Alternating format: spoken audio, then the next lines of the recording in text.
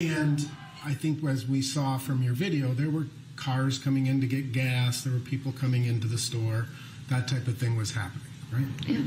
All right. And you ultimately, you remember that you gave a statement to an agent with the Minnesota Bureau of Criminal Apprehension. Yeah. His name was Brent Peterson. Would you disagree if I told you that that was on May 28th of 2020? Okay. I don't remember the... Sure. Yeah. We have no reason to... It was within a couple of days of this incident, right? Yeah. And do you recall telling Agent Peterson one of the things that you didn't understand was why they took him back out of the car? Yeah. Because based on what you observed Mr. Floyd get into the car, both doors were shut, correct? Yeah. And then all of a sudden, according to your video, the taller officer just pulled him out of the back of the squad car. Yeah. All right. Now, you also, do you recall testifying or telling Agent Peterson that the people in this area here, there was a female cop? I don't remember. All right. Yeah, sorry. Do you remember a female police officer being there? I don't remember this.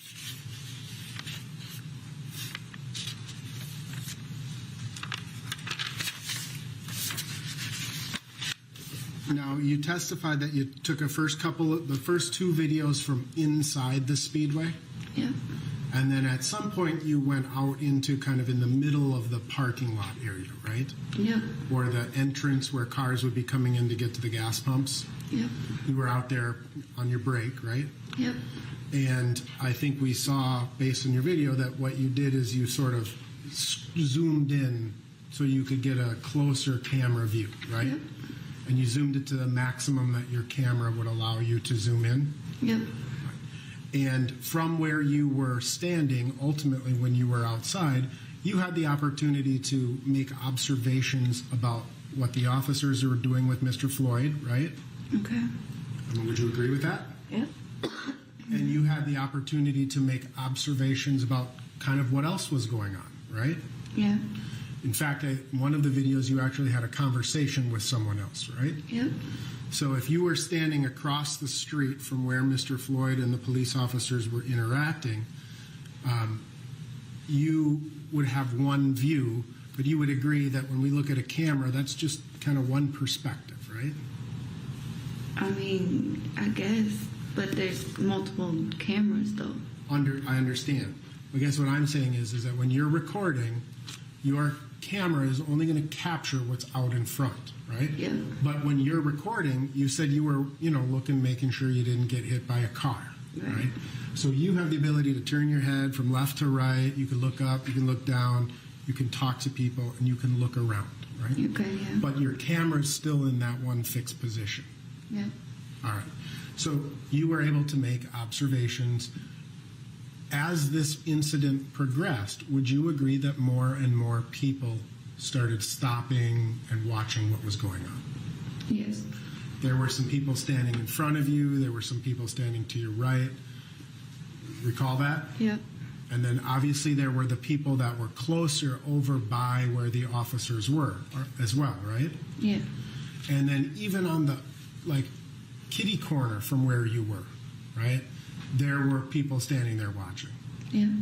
And if you went to your right on the other side, there were people standing there watching, right? I think so. Right. And cars were driving by and buses were driving by, right? Mm-hmm. And sometimes cars, we see in your video, they would stop for quite some period of time and then drive off, right? Yeah. And would you also agree that as this incident progressed, the crowd of people started becoming more and more vocal? Like, what do you mean? Well, they started yelling more. I think so. Right. So, like that first video when you step outside and there's fewer people, there's not as many people yelling, right? Yeah. But by the end, when the ambulance takes Mr. Floyd away, there's a fairly large crowd out there, right? Right. And there's a lot of people yelling. Okay. I mean, would you agree with that? Yeah. And those people, some of those people, you could tell were upset, right? Yeah. I think you said that a lot of people were yelling and fighting, right? Yeah. So you can get a sense that people were angry. Okay. Would you agree with that? Yeah. And that feeling of anger is different when you're there and watching it than when it is when you're here talking about it in the courtroom. I don't think so. You don't think so? I think if you're still upset about the situation, you're still going to be upset about it. Understood. But in that moment, you would agree when there's people yelling and there's people driving by and there's people honking, right? That's a different feeling than you may still be upset here today in court, but it's a much different feeling now than it is then. Okay. Would you agree with that? Yeah. All right. And ultimately, again, you took these various cell phone videos, you provided them to law enforcement voluntarily, right? Yep. And then you went back inside, you finished your shift, and then when you left, the scene was taped off because it was a crime scene, right? Yep.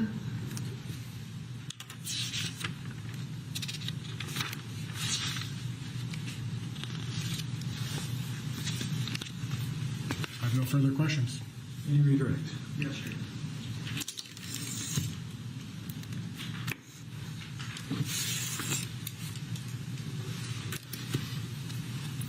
Thank you.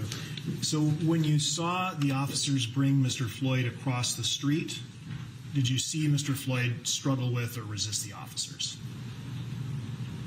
No. And when the officers first brought Mr. Floyd to the ground and you saw the three officers on top of him, there wasn't a large crowd at that time, was there? I don't think so, no. In fact, that didn't happen until much later, correct? Yeah. And you never saw the officers get up off of Mr. Floyd until after the ambulance arrived, after the stretcher was pulled out. Is that right? Yep, that's what it said in the video. Well, shows in the video. All right, nothing further. All right, thank you. You may step down.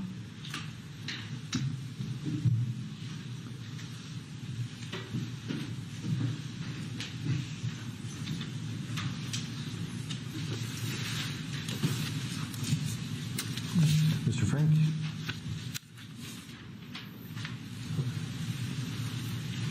Your Honor, the state would call Donald Williams to the stand.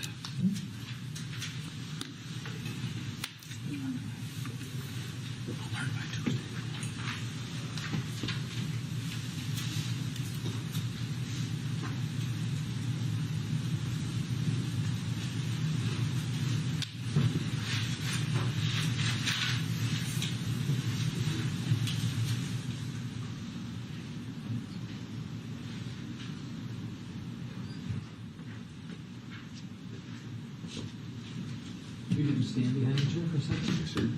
Raise your right hand, please. Do you swear or affirm on the penalty of perjury that the testimony you're about to give will be the truth and nothing but the truth? Yes, I do, sir. Have a seat. Yes, Your Honor. And just to test out the microphone, if you could give us your full name, spelling each of your names. Full name is Donald Wynn Williams II. DONaldWYNN. Last name WILLIAMS II. Thank you. Mr. Frank.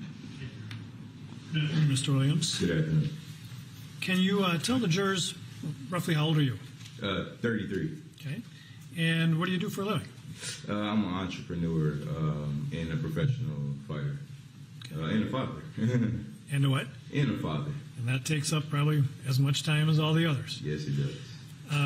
So you, by entrepreneur, you have some of your own companies that you run, That is correct, Your Honor. various businesses. Correct. And tell the jury, if you would, sort of where you live, not your address, but the city or town where you live. I'm in a unique situation, but I do have a place in Roseville in South Minneapolis. And your place in South Minneapolis, Well, are you familiar with Cup Foods? That is correct. And how far is your place from Cup Foods, roughly? Not too far from Cubs. Good enough. Good enough. So like literally, yeah, like on the next block, Yep. not too far down. So how long have you lived in the Twin Cities area, the Minneapolis area? Minneapolis, Twin Cities area for 33 years, pretty much my whole life. I'm a city kid. Okay. And Mr. Williams, well, before I forget to ask you, you've done some work in the security field. That is correct. Been working in security for over 10 years. And what does that mean? What do you do to work in security? For security, private security, worked at the clubs, at Pichaluches, different clubs downtown Minneapolis. Worked at Allied Security for a year before the situation as well. And I've done private security for the Mystic Lake kids as well. So I've been working security for quite a few years.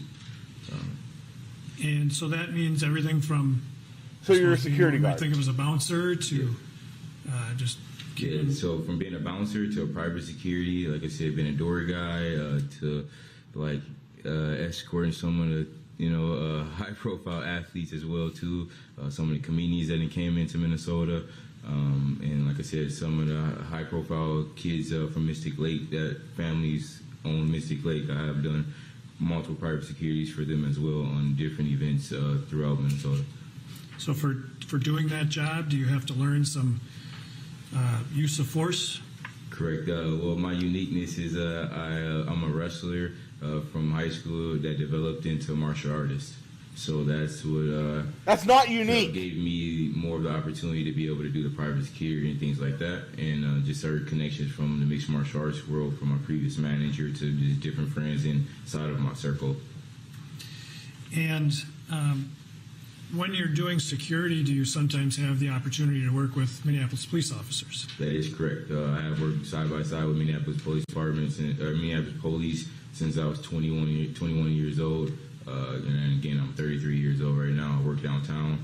Like Pichaluche brought me in a couple of years ago with one of the top guys, Antonio, left to go to Vegas and work out in Vegas.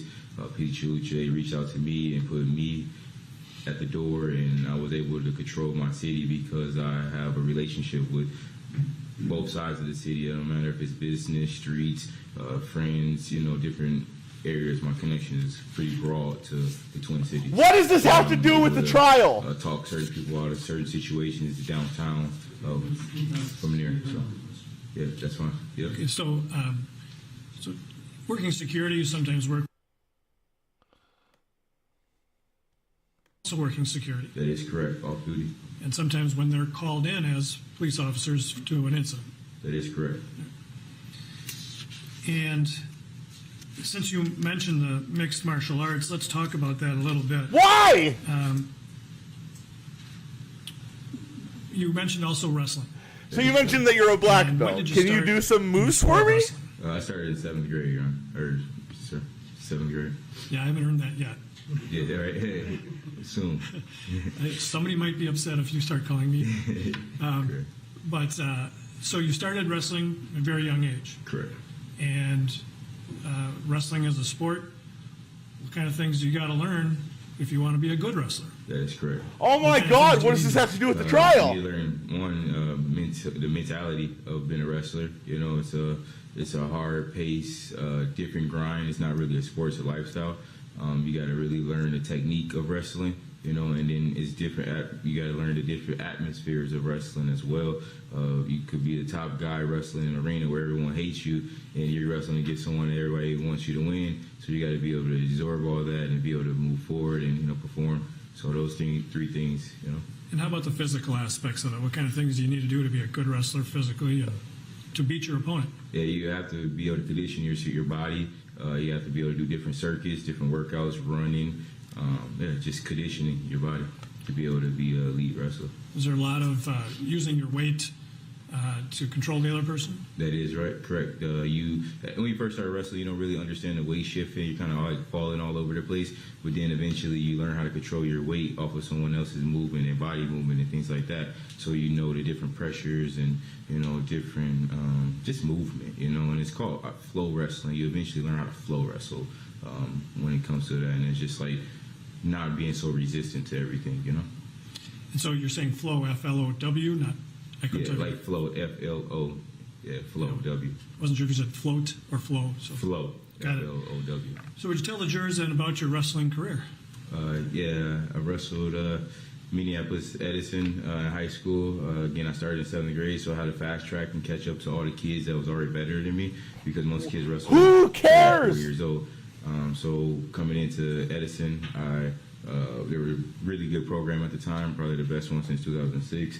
I was able to transfer in, crack the lineup at Edison, and I was a multiple-time state entrant, couple times sections champs, and I went on and wrestled in college as well at DCTC. I wrestled there for 1 year, and then went over and wrestled at RCTC, which is another junior college.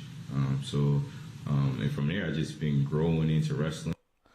What does this High school, and I currently coach my kids right now. They currently wrestle in different friends' kids as well, and help them develop their skills and to do different private lessons and things like that with them. So this all started from me being a 7th grader, playing in the backyard with some friends, and they. That's fine. He asked me to explain. Yeah, but we're going to shorten it up a little bit because that's when you can ask me more questions. Yes, sir. It also helps a court reporter who is taking everything down on a stenographic machine. Correct. That way she can get a break between. So, Yes, Your Honor. thank you. So I'm going to back you up a little bit. Yes, sir. Basically, what they're trying to do is establish that he was on the scene of the case, specific telling the questions. officers Correct. not to choke George Floyd because he's a wrestler and that he knows. That's what they're establishing. But it's like, okay, so should we just take the advice of anyone on the street And corner now, so and then that's wrestled at the college level. you're an expert now because And you were a so high did you school take up wrestler? mixed martial arts. Like, I'm not an expert because I was a high school basketball player. I don't get to tell the Lakers how to run Sophomore everything. year at Rochester, I'm in a unique situation. I have my kid with me, so No, I get that that's what they're trying to do, but it's a really bad. It's not a fucking great. Trying to create a plan to be able to wrestle. Hey, in college. this guy is a wrestler, and in a highly emotional situation, he gave advice to the police, and now he is an expert in the situation. That's what they're doing. It's fucking stupid. Things like that. They were my coaches that wrestled, and they wrestled and coached me, and they ended up jumping into martial arts. And I came back to visit and kind of fell into the martial arts world with them. So let me just Bro, cut you off. yeah. So You've done a lot in mixed martial arts. yeah. So I'm going to try and walk you through it a little bit. Yep. But what year was it that you started seriously training in mixed martial arts? About let's see, 22, like 09-ish, like 09. Have you been involved in it ever since? I've been involved in it ever since, correct? Continue to be involved in it? Yeah, continue to be involved in it. As of the last 9 months, I have not been training. Okay. And ever done the mixed martial arts, what we call it, a fight, professionally? Correct. Amateur. I got 10 amateur fights and about close to 20 professional fights. Where are they? So about 2009 you start. Correct. Where's your professional through fight? 2020, correct? Correct. How often during that time period are you in the gym training? That's Monday through Friday. Like I devoted. He literally my just life said he hasn't to, been doing it. Mixed martial arts, and my kids like mixed martial arts. So it's a 40 hours or more a week job at the Minnesota Martial Arts Academy. What? And there's majority in the mornings from 10 a.m. to sometimes 3 in the afternoon. Why are your kids not in school? For hopefully a fight. So the Mixed Martial Arts Academy, that's the business where you trained? That is the gym I train at, correct. And when you were training there, did you ever did you ever train with Minneapolis police officers who were there? Correct. Describe that for the jury, please. Not everybody they don't always let you know that they're a cop or CIA agent or FBI agent, but we all kind of link together because they're trying to learn how to be able to defend different chokes or be able to detain different people. So Greg Nelson, which is the head professor there, he's a unique guy. He's been able to work close with the military and the Army and the combative team. So we get a lot of Army combative people coming in and training with us just so they can learn how to, defend themselves in war, I'm taking. And so I've been training next to some of them for, like I said, a decade. And some of them are Minneapolis police officers training there. Yep, that is correct. And they're not all Minneapolis Police Department. They're from all different precincts, all different backgrounds of the law enforcement. So when you're training in mixed martial arts, is part of the ultimate goal to get the other person to submit? Yeah, that's the goal of it. Everybody gets into martial arts for different reasons. As you're rolling and understanding it, yes, your whole thing is to be able to get the person to submit when you do put a choke or a different submission on them. So let me talk to you about that. So you're trained on what are called chokeholds. Correct. And what kind of training do you receive to do a chokehold? You go into a basic class. They teach you the basic techniques of jiu-jitsu, how to be able to defend yourself from the back, how to be able to defend off of a choke, and how to be able to put someone in a choke as well. And those are some of the basics that we learn from them. So if we talk about specifically chokeholds involving the neck, Correct. did you also have to learn about the structures in the neck that can lead to a chokehold? Correct. And Different. There's air chokes and there's blood chokes and there's limb chokes. so explain the first two. Air choke is more of like choking someone. They still have air to breathe in there, and they're able to, absorb it and feel it, and then you also have a choke where it's a blood choke where it specifically attacks the side of the neck and it specifically cuts off the circulation of your arteries and stops the different blood flowing from top of your head to the bottom of your head. And sometimes you could get This was prepared for him. Blood choke until you're unconscious. This was prepared for him. In your training, have there been times when Hold on. you've been rendered unconscious through a chokehold? Correct. I have been submitted on a professional level and in live matches. Okay, hold on. Did anyone notice how his tone went from actual speaking about personal experiences? He actually does probably train in martial arts and wrestling.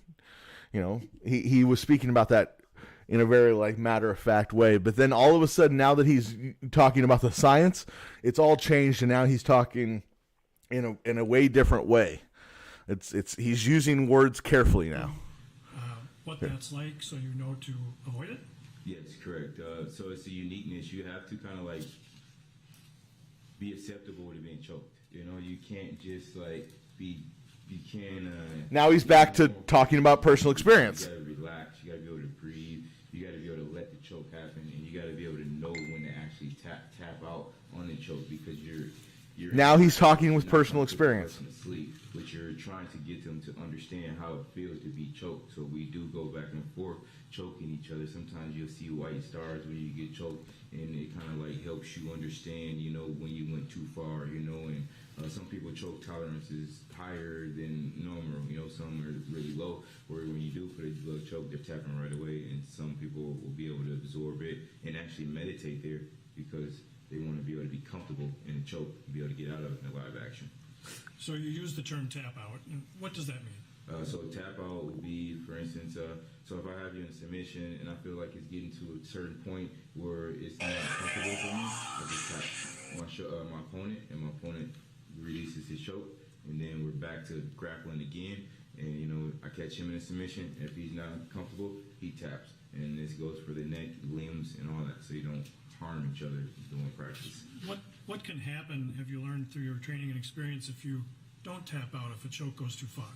If you don't tap out, you can lose consciousness, and you can develop different, I'm not a doctor, but some needs from your brain to your body because of lack of oxygen and things like that.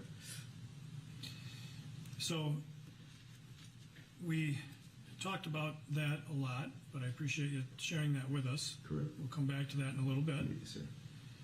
I want to take your attention back to May 25th of 2020. You remember that day? Correct. I do. And on that day, at some point, did you go to Cup Foods? Correct.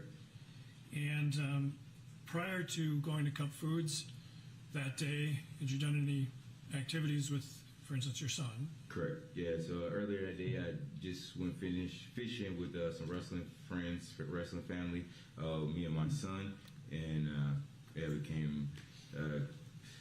caught maybe 3 bass. Throughout that whole day of fishing, it was a beautiful day during the day, so everybody was out on the lake, so we went fishing. And are we getting to the actual story now? After we got done fishing, rolled around a little bit, had to fish in a little bowl on the side, the boat swimming around the water, uncomfortableness. And once we got done fishing, we had to, drain the water, take our fish, and find somewhere to actually transport our fish back home on safe way, I guess, to their death. So we put them in a bag and tied them up, and we pretty much suffocated them on our way home for our ride. So that you could enjoy them later. Yeah, so we can actually cut them up, eat them, and freeze them, which are still in the freezer. And so at some point then you decided to go to Cup Foods. Why did you decide to go there that day? So I went to Cup Foods because I haven't cut a fish up in since I was about 23, working at a butcher at Solo grocery store. So me and the fish we were going through some things of watching this fish actually die and watching him lose his air and watching his eyes actually roll back in the back of his head.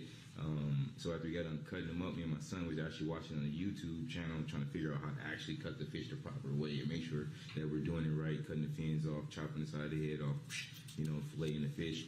So after I got done doing that, I just needed air for myself. So I went to the store to go get something to drink at the time, and I kind of just snuck out from the family once I got done cutting fish. So did you drive there? That is correct. I did drive. Okay, I'm going to show you something we've already received as Exhibit 1 on the screen. Can you show Exhibit 1, please? Do you recognize what's depicted in that photograph? Correct. All right. And this is the intersection of 38th and Chicago where Cup Foods is, correct? Correct. And you will notice on the bench in front of you one of these little styluses, hopefully. Correct. And you can draw on this, and I'd ask you just to show the jurors where you drove up and where you parked. Is it showing up? Is it showing up on there or no? I don't see it yet. I don't see it either. Oh, there it goes. Came from that angle. So, I parked somewhere in here. All right. So for the record, you drove down 38th Street towards Cup Foods and parked on 38th next to Cup Foods. That is correct. All right.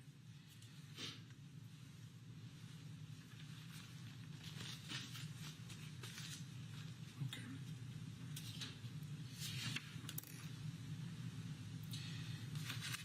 And I'm going to show you some photographs to sort of help illustrate what you did that day, all right?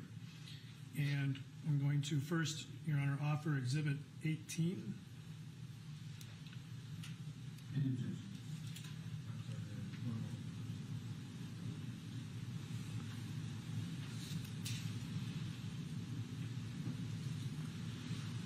No objection.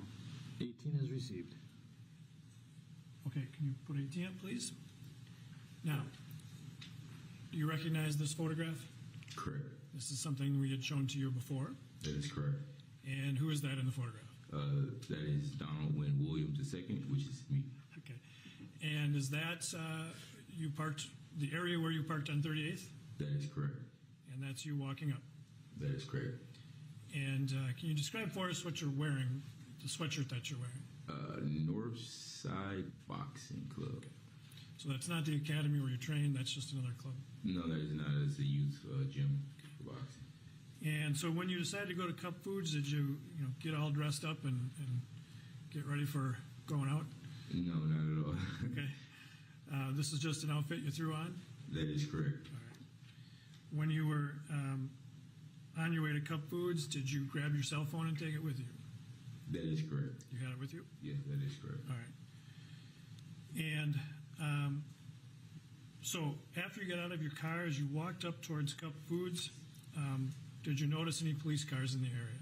That is correct. I did. Okay. Describe for the jurors and kind of what you saw as you're walking up. As you can tell by my face expression, I was kind of like, oh, the police is here, and I noticed that there was 2 police squad cars out there, and I just had a look on my face like, oh, we're in the city, something else is going on. Should I get back in my car or not? Okay. And what did you decide to do? My energy just kept pushing me forward, and I kept walking. Okay. And so you kept walking towards the store? That is correct. I started walking towards Cub Foods entrance. And did you end up going into Cub Foods? No, I did not make it into Cub Foods. Why not? What stopped you? My energy stopped me. The surroundings stopped me. The energy of the air, just me as a person. People know me personally. It just the energy was off. I couldn't like get in the door for some reason. And then once I Really? realized, wow, So when you came around, so Cup Food sits on the corner, correct? that is correct. So 18 shows you walking up on the 38th Street side. Correct. When you get around the corner, what is it that starts to affect your energy and your decision to go in the store or not? Yeah, so I was just sitting at the door, just like, man, there's so much going over here. Do I involve myself? Because I'm usually, I pay attention to my city. So I was contemplating with myself, do I involve myself or do I go inside the store? I started hearing different voices from people that they know, telling someone that they just calm down, everything's gonna be okay. And then I heard, some people saying that, I'm looking for some point for their mother. And I heard another voice just saying that, we should let him up and that he's not resisting arrest. And there's just certain things that just kept boop, boop, boop, hitting me while I was standing there, like, should I go in the door or not? And did you go into the store then? I did not go into the store. All right. So now I'm going to show you, first I will offer Exhibit 19. Any objection? No. 19 received. Put 19 up, please. And do you recognize what's depicted in this photograph? That is correct. And is that you then walking along Chicago? That is correct, walking on Chicago. All right. So when you get into this area, is this, what are you experiencing right here where you're walking along? Again, like I said, I was just hearing different emotions, different comments, and at this point I just was kind of like deserted. So I kind of like slowly trotted over there. And we can see in Exhibit 19, there's a couple other people on the sidewalk here. Did you know any of those people as you walked up? No, I did not know no one out there at all. The first people that you see while you're there, you stayed at that area for quite a while, correct? That is correct. So the people that you first see as you're walking up, can you kind of describe how they looked or how they appeared to you, who they were? Correct. Again, I don't know none of them. I just remember off of certain visualization that it was 3 people outside. It was an older guy, a younger lady, and maybe one more other gentleman out there. And yeah. And then this photograph also shows in front of you a person with a green shirt. Do you remember seeing that person? Not at all. Okay. Like she wasn't like she was there, but I didn't see her. Okay. And so you, from where you are in this photograph, where did you go? What did you end up doing? I believe I ended up probably standing next to this little spot right here where she's standing at the point. I probably was standing somewhere in here after I came from this way, and I just sat there and chilled right in this area for a second, observing like security officers do. I observed the scene first before I spoke. And as you observed it, what are you seeing and hearing? Once I get there, I hear an older guy saying it's gonna be okay, quit resisting arrest. They're gonna get you up and put you in the car, and just hearing people, different people actually vocalizing their concerns to the officer, and hearing George on the ground pretty much pleading for his life, saying he's sorry, I can't breathe, I want my mom, just please let me up, and things like that. So, while we still have Exhibit 19 up, can you show the jury after you got done observing, where did you go from there? I ended up somewhere in this vicinity throughout the whole time. Okay. And so when you went over by the curb area there, what did you see happening on the ground behind the squad car? Well, before I walked up, I noticed that there was an officer standing right here, kind of pretty much dictating the crowd from only standing on this curb right here where they're at. Noticed that part right away, and then I finally noticed it's going to be on the opposite side, but I noticed George's head was kind of sticking out from the side of the car, and then I noticed Officer Chauvin right here with his knee circulated on George's neck, but this is all happening on this side of the car. All right, we'll get to that in just a second while we're still on this photograph. Correct. When you went over there initially, did you leave the curb and go onto the street? There is a possibility that I was battling with myself to stay on the curb and throughout the time. Correct. We know later you went into the street area, but when you first got there, did you stay on the curb? Yeah, when I first got there, I stayed right here. I didn't move too much right there. I stayed here, and I might have stepped down once or twice back and forth, but I can't 100% remember. And you saw an officer standing in that area you showed us before. Did you Weird. did you learn later that officer's name? Yeah, I read his badge. I read his badge. Can I say his name right now? No. But at the time, I think I called him by his name from his badge, just from visualization, reading his badge. Was it Officer Tao? Correct. All right. And you were able to read that from his badge on his uniform? That's how much respect I try to give him at the beginning. And so you saw him there. Correct. And what did you understand his role to be when you were observing? He was a dictator. You know, he dictated what went on the curb. He controlled the people. He controlled me, and he was the guy that let it go on while it went on.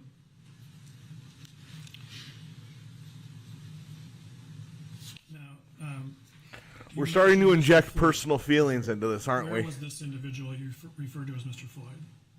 Can you please repeat that? Sure.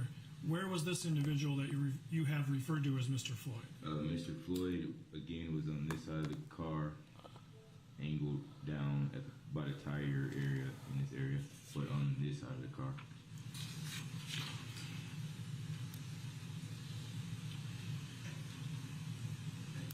And at this time, prior to coming into court, did we show you a photograph of the officer with Mr. Floyd on the ground? Can you please repeat that? Yep. Prior to court today, did we show you a photograph of that officer with Mr. Floyd on the ground? That is correct. And that photograph, did it fairly depict what you saw when you got there first? That is correct. Your Honor, to that extent, I would offer Exhibit 17. Any objection? 17. Now, I'm going to show Exhibit 17 on the screen, and so this is what you saw when you came to that area on the curb there. Yeah, this is what I saw, and the only reason why he's looking at me right now is because I told him it was a blood choke. Okay, we will come back to that in a little bit. When you were there, was Mr. Floyd able to speak? That is correctly. He was speaking in a distress way. And what kinds of things led you to believe he was distressed? He was vocalizing it to the officer. He said, "My stomach hurt. I can't breathe. My head hurts. I want my mom." Yeah, those are the things that he repeatedly said. He wanted to get out the car. He said he's sorry for what he did. He pleaded with my mans and told him, like, "I'm sorry. I shouldn't pretty much have to die."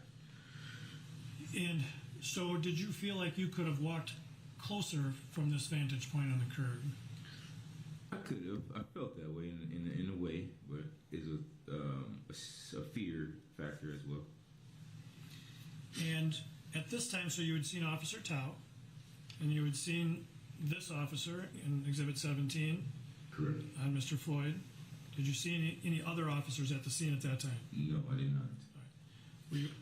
And so this, in Exhibit 17, shows the vantage point you had, the view you had from where you were standing. Correct. I only had that side view of the two officers and the shoulder length of George Floyd's head. Nothing else. And when you were in this location, can you describe for the jurors what you saw about Mr. Floyd, how he appeared? Well, let me back up just for a second. You used Mr. Floyd's name. Did you know him at the time? I did not know Mr. Floyd at all. No real connection. So you're using his name because you've learned since then who he is. Correct. Can't go too many places without not knowing his name or seeing his face. And so when you're in this location, you first come up and you're seeing him. He's able to speak. Correct. Can you describe what you saw of Mr. Floyd's condition as time progressed here? As time progressed, so when I first arrived on the scene, Mr. Floyd was vocalizing his sorriness and his pain and his distress that he was going through. The more that the knee was blocked on his neck and shimmies were going on, the more you seen Floyd fade away, slowly fade away, and like the fish in a bag, you seen his eyes slowly, pale out and again slowly roll to the back of his eyes. And so this is what I seen, this is what I heard, and that's how, what it was like. He was stressed because of the knee, and he vocalized it that I can't breathe, I need to get up, and I'm sorry. And his eyes slowly rolled to the back of his head. You seen the blood coming out of his nose. You heard him tell him before he stopped speaking that my stomach hurts, and those most of the times is the last bowel movement of your life. So from there on, he was lifeless. He didn't move. He didn't speak. He didn't have no life in him, no more on his body movements. During that time period, did you notice anything about his breathing that was significant to you? Yes, just like in MMA, you could tell when someone gets tired, or you could tell when someone's getting choked out, or things like that. His breathing was getting tremendously heavy and tremendously harder for him to breathe, and you actually could hear him. You could see him struggling to actually gasp for air while he was trying to breathe. And I mean, he barely could move while he was trying to get air. As you were standing there, did others gather around? Correct. At the moment, I was the most vocalist person out there pleading for Floyd's life because I felt like it was definitely in the wrong. And there was at one point in time a medic came on scene, and she spoke on checking pulse, what made me even go even more harder because I heard it, and then I registered it, and like, oh, you do need to check his pulse. Oh, he is not moving. Like, oh, you just killed this man, And so her expertise was like, look, he's fading away. You need to check his pulse. She's asking him multiple times. I'm asking him multiple times. No one checked his pulse. Do you remember Officer Tao saying anything during this time period? Yeah, he did what American does, and he blamed it on drugs for being a black man on the ground. Let me just tell Sorry you about that. Yeah. What did he say about drugs? He said, "This is what drugs do to you," and I replied, "This is not what drugs do to you." So, did that Officer Tao saying that help the situation? No, it didn't. If I'll be honest with you, it pissed me off more because that wasn't the case. You know what I mean? So, when you were there, seeing this, did you draw on your training and experience in wrestling and mixed martial arts to draw some conclusion about what this officer in Exhibit 17 was doing? Can you go ahead and repeat that? Yep, it's kind of a long question. Yes, it was. As you're standing there, seeing what you've described to the jury, did you draw on your training and experience in wrestling and mixed martial arts to get an idea of what this officer was doing physically there? Correct. Yeah, so like as I'm standing there and observing everything, before I even spoke, if you've seen the video, I watched what was going on, and as he's positioned here before I even spoke to the officer, I watched the position, one, of where the position of the neck or the knee was on the neck, two, what body movements was going on while why the knee was on the neck, and then 3, what was the condition of George Floyd while he was going through this torture. 1 was that the neck was diagonal across the throat, which on a blood choke you would tack the side of the neck, and which you're in a Kimura or side chokes or things like that, you want to attack the side of the neck to cut the circulation of the breathing from your person. And then to get the choke tighter, you hit different shimmies, which I felt the officer on top was shimmying to actually get the final choke in while he was on top to get the kill choke, because a side choke or a blood choke can ultimately turn into death, and that's what we see here. And so, Jury is to disregard the last statement by the witness. just for the record, the last statement about leading to The last statement. Proceed. And so, did you think, based on your training experience, that this looked like a blood choke? That is correct. And did you say that to the officer? That's correct.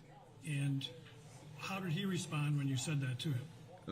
He looked at me right here. It's the only time he looked at me. When I said it was a blood choke, it's the only time he looked up. We looked each other dead in our eyes. Yeah, and when I said it, he acknowledged it. And, like we're looking at each other right here. okay. Last statement is sustained as non-responsive. And so The next when, question. I'm sorry. And,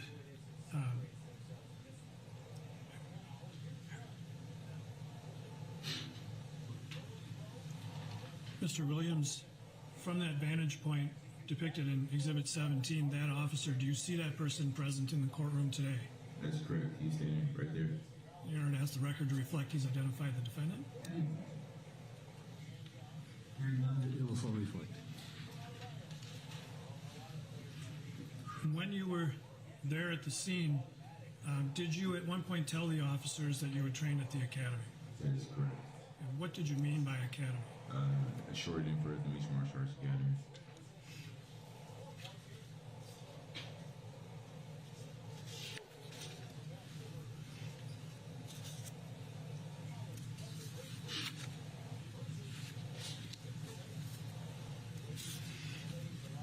Now, as this was happening, did other people eventually come to the scene? That is correct. And I'm going to show you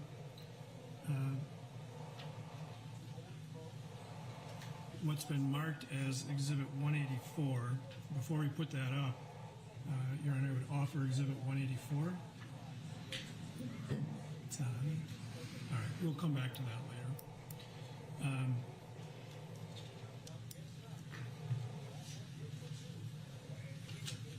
When this crowd was there, do you recall roughly how many people were there? No, I do not.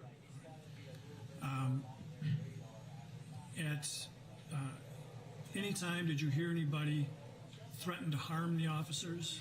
No. Well, I'm gonna say harm. I mean, some kid came, the kid that might have called the police, or I'm not sure exactly from when I talked to him after the situation, but he did come out once he realized what was going on, and he almost like tried to rile the crowd back up, and I just kind of like, nah, just chill out. It's too late. You can't do that. Just go back inside. So that was the only incident I recall of. And when you did that to him, did he go back inside? Yeah, he went back inside crying. He was a younger kid. Now, earlier you mentioned the term shimmy, which I've just been spelling S-H-I-M-M-Y. Good enough? Yeah, good enough. I never gave it a spelling of it, but yeah, shimmy. And so that's a move that you learned in your training for mixed martial arts holds. That is correct. And what's the purpose of doing a shimmy? To get the choke tighter, to close the gap of the air between your arm and the neck. And were there times that you saw things that you thought you recognized as a shimmy by this officer, Mr. Floyd? That is definitely correct.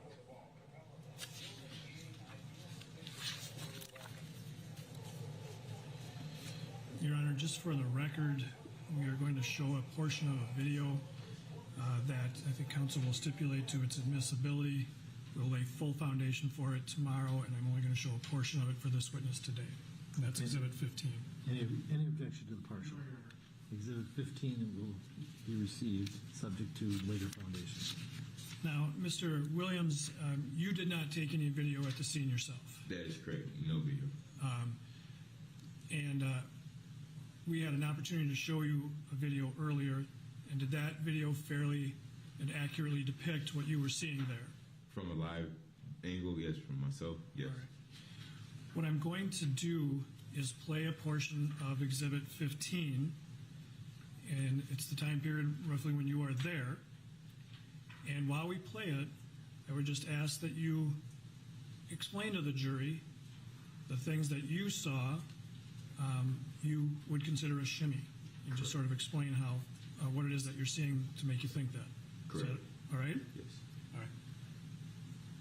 So we'll do Exhibit 15 starting at 44 seconds. I've been trying to help out with you. Breathe with this. See, like he just did it right there. You see his foot is on his toe is pointed down, and you will see a small gesture in his back foot like this. And that's just the pressure getting pushed more down between his knee, George's head, and the concrete, and cutting off circulation. All right, and we'll continue on that, please. Yeah, he did it again. We saw that movement there that moves the knee And on. his foot, this time his foot came up off the ground, so no foot on the ground, so all the pressure is on his neck. And you're talking about the foot on the same leg as the knee. Yep, so correct. So the same foot on the knee. So it's like this is a choke here. So this is, for instance, my neck here. And then for me to close this, I shimmy, I shimmy, I shimmy, I shimmy, I shimmy. And now I close the choke on the side of it. And just for the record, shimmy. sorry, Yeah. just for the record, you're demonstrating with your arms on. Yep, I'm demonstrating with my arms. So that's choke, from neck here. And for instance, my neck would be from here, so I would have this across from here. And then I'm closing it off here, pretty much the angle of his knee. And then every time I'm shimmying, I'm getting this right here to close the gap closer within my neck. And it's the same way that you can do without having the neck across here. So we'll continue on with the video then. What do you want? I can breathe. See, he did it again. He did it again. He did it again. Bro, get up, get in the car, man. I will. Get up, get in the car. It's just a small gestures, and then you'll see his shoulders slowly swag. Sorry. Okay, so Oh, sorry about that. yep. So what we'll do is we'll wait. Now we've stopped the video at this portion, and if you could just explain what you're seeing here, Correct. that leads you to believe this is a shimmy type move. So explain now. Correct. Okay, cool. So the gestures and the movements is from his shoulders and the top, and he's just doing it with his knees. Not it's not an actual choke on with the hands. Now he's actually putting the same pressure as you would with your neck. And like I said, every time his shoulder is moving, he's pushing that pressure down on his neck from the shoulders to the knees, all the way from this angle. And you will see his shoulder shift, and then you'll see the bottom of his knee shift, and his foot come off. The one time he took his foot off the ground and put multiple pressure. Now his foot's not on the ground. He's driving off his far foot. And as you're seeing this, are you also seeing things on Mr. Floyd's face that you testified to earlier? Correct. All right. So let's continue with the video then. Get up, get in the car. Mama, Get up and get in the car right. I can't. Get gave y'all the opportunity to get in, bro. I told you can't win. My knee. You can't My neck. win, man. I'm through. I know you didn't never you didn't listen. That's foolish. My stomach hurts. My neck hurts.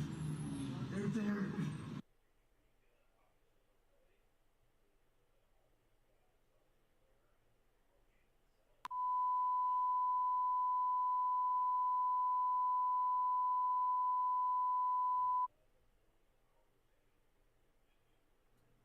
Hey folks, this is Dan at Unicorn Riot.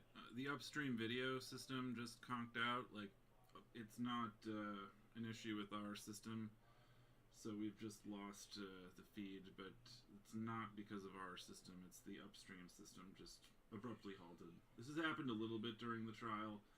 Obviously, unfortunate it's at a critical moment, but we don't have any upstream video feed right now. So,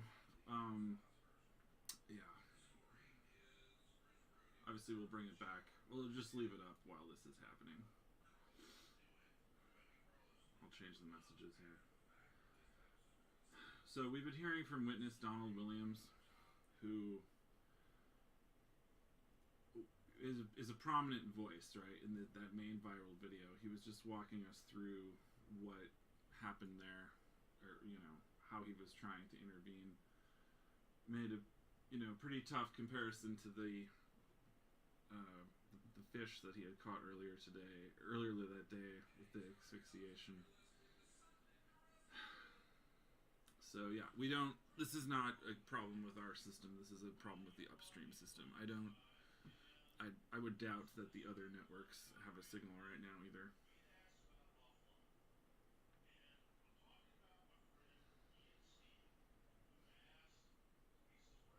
It's unfortunate.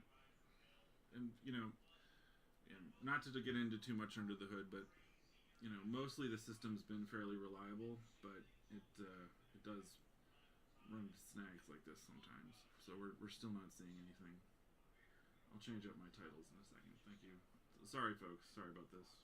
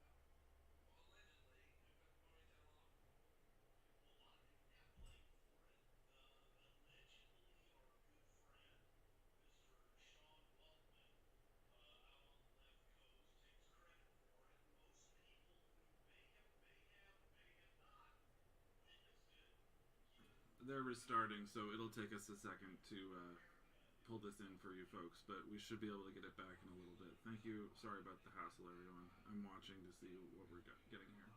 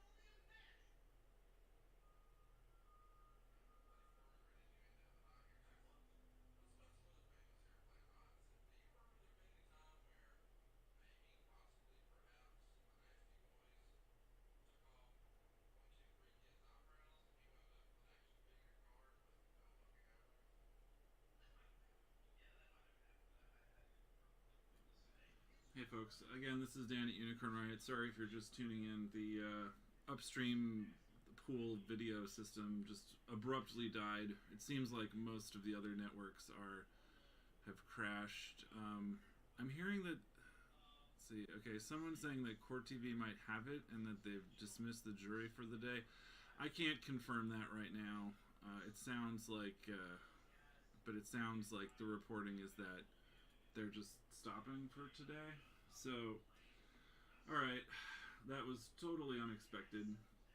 Again, we were in our third witness. I'm just going to recap what's going on. We do actually have a new video to show you guys, so if you can stick around for a minute, we will have a video that hasn't been run before. So the jury started with with Cahill excusing the 15th juror and clarifications on the opening statements. After the 14 jurors got sworn in, Jerry Blackwell from the state gave their opening statements, showed the full, nearly 10-minute viral video taken by Darnella Frazier of Floyd's death. Blackwell spoke for 58 minutes, saying that 929 is the most important number that we'll hear in the trial. And he said, as George Floyd called out for help, saying he couldn't breathe 27 times in just 4 minutes and 45 seconds before going limp, losing bodily functions and dying. Chauvin continued to kneel on Floyd for another 4 minutes and 44 seconds after, as Blackwell outlined in the timeline. Blackwell said that Floyd died from asphyxia and that Chauvin betrayed his badge. He also mentioned some of the witnesses that they hoped to bring forth, one of them being the chief of the Minneapolis Police. Defense attorney Eric Nelson spoke for 24 minutes and focused his opening statements on Floyd taking drugs and police training issues. So, so the upstream feed got disconnected. It seems like maybe some of the other networks have a different system, so they were able to keep going. But it sounds like and it could have been because of wind or some other wind or technical situation. Judge Cahill apparently gave the quote major technical glitch, and the feeds for the family members went down. That's apparently what the judge was concerned about. So the judge knew that the family members lost their feeds, so that it seems to be part of the issue. So I guess that wraps it up for the live stuff on site today. But what we do have here is a statement from witness Donald Williams. This was on that first day of protest, the day after this all happened. So court has just ended for the day. They'll be back at 9:30 a.m. Central. So motions could be at 9 a.m. That's what they said earlier, was that motions should be at 9 a.m. and the jury comes in at 9:30. That seems to be the plan. So it sounds like that's what's happening. So I'm gonna run a clip of witness Donald Williams. We do have our own recording that we're gonna run. So again, thanks for tuning in. I just want to mention quickly, Unicorn Riot's a 501c3 registered nonprofit media organization. If you can support our work at unicornriot.ninja/donate, that'd be much appreciated.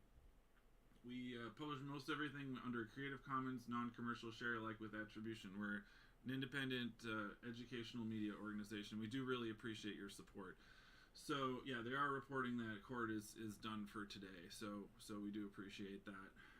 And again, it was pretty striking, Donald Williams' testimony about what was happening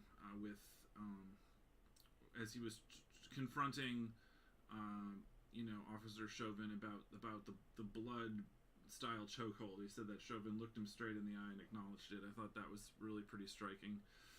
So that's the gist of what we've got right there. So anyway, that was my brief recap rundown. Again, we just unexpectedly lost the feed from the system. Okay, well, and now if I can, without hitting you with too much audio, 1 second. That's the feed right now. They've gotten us back to the bars again. So there are bars that are coming through the system at the moment. All right, so we're gonna run this statement from Donald Williams that we pulled out of our earlier footage. Again, we really appreciate your support. So we're gonna run this one. We'll run a couple other short videos and go down for the day. And I'm sorry, we are expecting in I think 30 minutes to be going live. Actually, I'm sorry. I think right now the plan is that we will go live in a while because there is going to be a demonstration downtown. So actually, so do stay tuned. Actually, I believe that is the plan right now, and I will give you an update probably in about 10 minutes or so if we know more. But we are expecting to go live. So again, thank you for tuning in.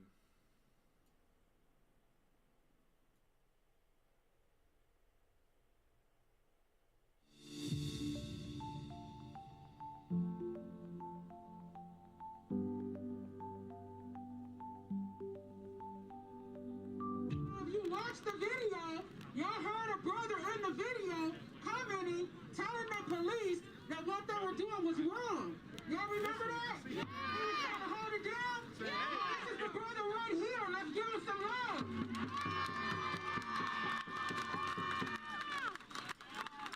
How y'all doing, my peoples? How y'all doing? Hey, yo, this is tough for me, man. This is really tough for me. You know, it was a, hey, man, chill. Let me talk, please. Let me talk, please. Let me talk. I mean, a lot of people know me as NFL. I'm Northside for life. I'm D-Will, too. You know, this is really tough for me, man. I tell you, as I'm looking at my peoples, like, I felt like this was me out here. You know what I'm saying? Like I felt like, hey, chill out. Chill, bro, now. Hey, so I felt like this was me out here. We're going to bump him out the way right now, you know what I mean? Because this is a real message for everybody in our community. My little peoples, my grown peoples, my elders. You guys need to start listening to some of these people, because some of this stuff that I just seen in my face, my eyes at 32 years old, is real, bro. It's real out here, bro. I thought that was me on the ground screaming for my breath. He's talking about he need to breathe, bro. I walked over there. I'm like, damn, what's going on? This got to be unreal. It got to be unreal. I walk over here. I look at the man, bro. He's on the ground. He's screaming for his life. He's trying to breathe, bro. I'm a provider, bro. I know what chokes is. I know what a blood choke is. I know what ruthlessness is, bro. I didn't work with Minneapolis police so much downtown at Picha Luce's. If y'all look at my face, I've been at Picha Luce's for a long time. At the front door, you know what I'm saying? A lot of people respect me, bro. What I seen the other day, last night, was nothing a human. He was not a human. He was like a dog to them, bro. My man, his eyes, he didn't care nothing for his breath. Nothing for how he felt. Nothing at all. Y'all need to open your eyes, bro. My man needs justice. I don't even know him. This is not even my community, but I felt like I needed to step up. Like I said, I'm a Northsider, bro. This is different from me, bro. This is different from me, bro. But I know everybody need to come together. We need to rise, and we need to make this happen. Because them cops, I didn't know it was 4 of them, bro. I didn't know it was 4 of them. In the video, I only seen 2. You know how many videos or pictures I got this morning with 4 of them choking my man out? They didn't want me off the curb for a reason, bro. They didn't want me off the curb for a reason, bro.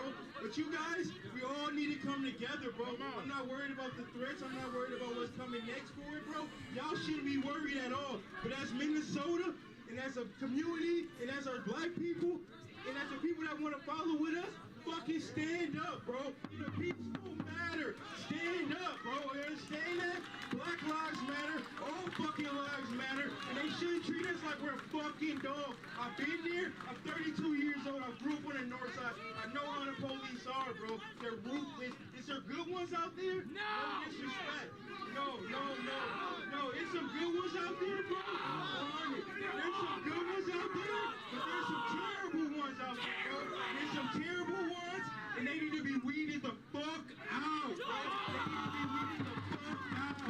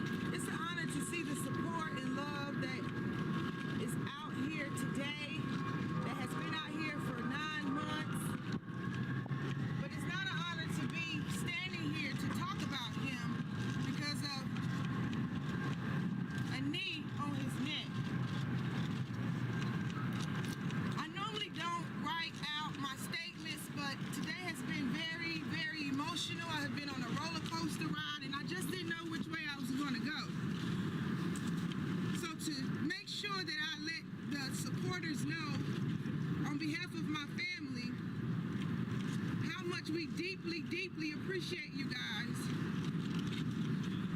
I will now speak and let you know how I feel. First, I'd like to thank all those from around the world who have reached out to me and my family to offer their prayers and support. It means so much to know that George has touched so many lives. I'm here today to represent my brother. You guys called him George, but I called him Floyd. I'm here to be his voice today. While I want to limit my comments on the trial itself, I will say that my family and I are glad the wait is finally over and the day is here. We are praying for justice. Our hope is that justice prevails and we can all use this as an opportunity to be better and do better for those around us. I sat in the courtroom today and looked at the officer who took my brother's life.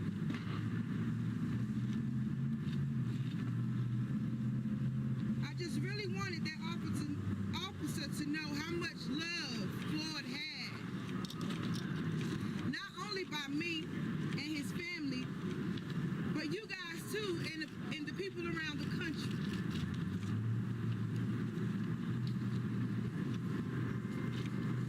We as people need to be more kinder to one another.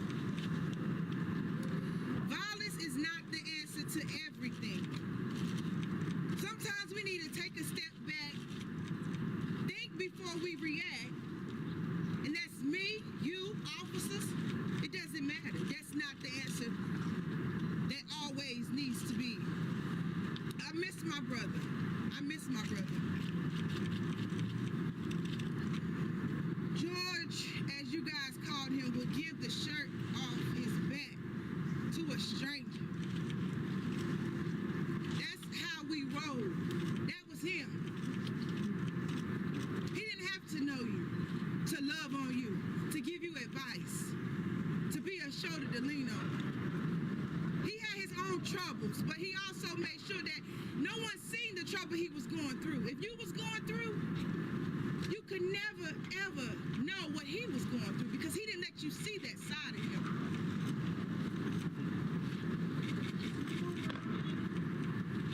That officer took a great man, a great father, a great brother, a great uncle, and a great father. He really took a great father. He was so family oriented.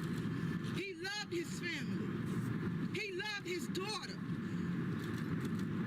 Gianna meant the world to him. And we would never get that back. I want you guys to continue to pray for our family because we need it. We need it. And God bless you guys. We love you.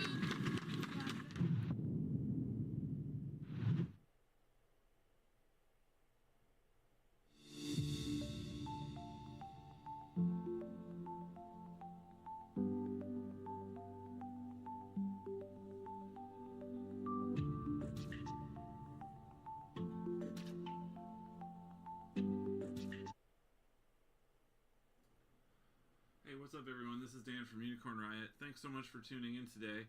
We had a pretty abrupt ending to the video feed with an upstream technical glitch of some sort, and apparently the judge said that he wanted to stop the proceedings because the family members could not watch what was happening. So we were right in the middle of the third witness, Donald Williams, who was describing in pretty intense detail, making eye contact with Officer Chauvin, and you hear him on the video. He's one of the most distinct voices, calling over and over from his expertise as a wrestler, saying that the situation was an excessive pin, a kind of blood chokehold.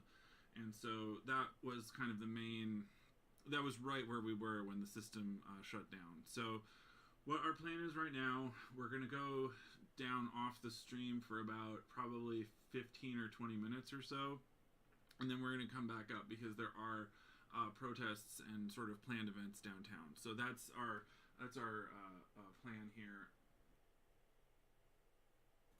So that's our plan for the next half an hour here. So just a little bit after the top of the hour, we should be coming back. We do really appreciate your support. You know, Unicorn Riot's a 501c3 nonprofit organization. You can check out our website, unicornriot.ninja. The big banner across the top has more info about the Chauvin trial, and we have a story. We have a new contributed story about the pandemic in Brazil. We've got quite a bit about Line 3, which is the controversial Enbridge pipeline that is being installed in northern Minnesota this year. We have info about an Uptown street demo that was blocking streets in Uptown to basically speak out against police attacking an area where people are living who don't have regular shelter. So we're trying to bring these things to you. So we're trying to bring out a whole bunch of different types of stories and sort of get them out there. I'm not going to go into too much about what we're expecting downtown, but I do know that there's expected to be a big event downtown. So we're planning to bring you that, assuming all our systems are working. We know there's high wind and weather, which could have been the cause actually of losing the feed a minute ago. So we're gonna hopefully bring you the downtown events, and in about 20 minutes or so. So please stay tuned. We really appreciate your support. And then of course that clip that I did just run a minute ago was the one with witness Donald Williams, who was on the stand today. So I'm actually going to run that one again because it's only 3.5 minutes. So we're going to run that, and then we will go down for just a little while, and we'll come back with a new feed. So we really, appreciate your support tonight. Thanks so much, everyone. It's been very good to have your support. If you watched the video, y'all heard a brother in the video commenting, telling the police that what they were doing was wrong.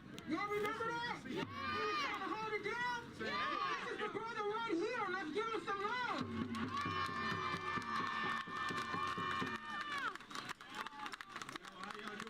How y'all doing?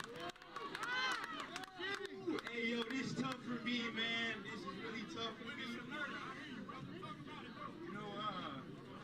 It was hey, man, chill. Let me talk, please. Let me talk, please. Let me talk. I mean, a lot of people know me as NFL. I'm Northside for life. I'm D-Will, too. This is really tough for me, man. I tell y'all, as I'm looking at my peoples, I felt like this was me out here. You know what I'm saying? Like I felt like, hey, chill out. Chill, bro, now. Hey, so I felt like this was me out here. We're going to bump him out the way right now, you know what I mean? Because this is a real message for everybody in our community. My little peoples, my grown peoples, my elders. You guys need to start listening to some of these people, because some of this stuff that I just seen in my face, my eyes at 32 years old, is real, bro. It's real out here, bro. I thought that was me on the ground screaming for my breath. He's talking about he need to breathe, bro. I walked over here. I'm like, damn, what's going on? This got to be unreal. It got to be unreal. I walk over here. I look at the man, bro. He's on the ground. He's screaming for his life. He's trying to breathe, bro. I'm a provider, bro. I know what chokes is. I know what a blood choke is. I know what ruthlessness is, bro. I didn't work with Minneapolis police so much downtown at Pichaluches. Y'all look at my face. I've been at Pichaluches for a long time. At the front door, you know what I'm saying? A lot of people respect me, bro. What I seen the other day, last night, was nothing a human. He was not a human. He was like a dog to them, bro. My man, his eyes, he didn't care nothing for his breath. Nothing for how he felt. Nothing at all. Y'all need to open your eyes, bro. My man needs justice. I don't even know him. This is not even my community, but I felt like I needed to step up. Like I said, I'm a Northsider, bro. This is different from me, bro. This is different from me, bro. But I know everybody need to come together. We need to rise, and we need to make this happen. Because them cops, I didn't know it was 4 of them, bro. I didn't know it was 4 of them. In the video, I only seen 2. You know how many videos or pictures I got this morning with 4 of them choking my man out? They didn't want me off the curb for a reason, bro. They didn't want me off the curb for a reason, bro. But you guys, we all need to come together, bro. I'm not worried about the threats. I'm not worried about what's coming next for it, bro. Y'all shouldn't be worried at all. But as Minnesota, and as a community, and as our black people, and as the people that want to follow with us, fucking stand up, bro. In a peaceful matter. Stand up, bro. You understand that? Black lives matter. All fucking lives matter. And they shouldn't treat us like we're fucking dogs. I've been there. I'm 32 years old. I grew up on the north side. I know how the police are, bro. They're ruthless. Is there good ones out there? No disrespect. No. It's some good ones out there, bro. There's some good ones out there, but there's some